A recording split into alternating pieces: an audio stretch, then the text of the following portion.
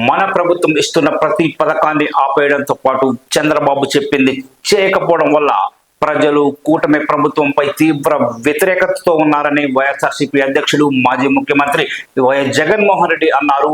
ప్రజలు చంద్రబాబు తీరును గమనిస్తున్నారని, ఓటు అనే వారి ఆయుధంతో చంద్రబాబుకి తగిన శాస్తి తప్పదని చెప్పుకొచ్చారు.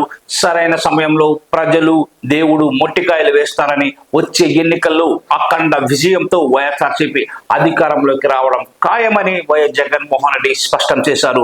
మనల్ని అభిమానించే వారిని కొడుతున్నారు, ఇబ్బంది పెడుతున్నారు. నన్ను అభిమానించినందుకే కదా వాళ్ళని కొట్టేది. వీళ్ళకు దెబ్బలు తగులుతున్నాయన్నది నన్ను బాధిస్తోంది. వారిని రక్షించుకోవాల్సిన బాధ్యత మనపైనే ఉంది. వాళ్లకు ఏదైనా జరిగితే ముందు బాధపడేది నేనే. అందుకే జగన్ 2.0లో ఈ మాదిరిగా ఉండదని స్పష్టంగా చెబుతున్నా. మొదటి ప్రాధాన్యత వారికే ఉంటుందని స్పష్టం చేశారు.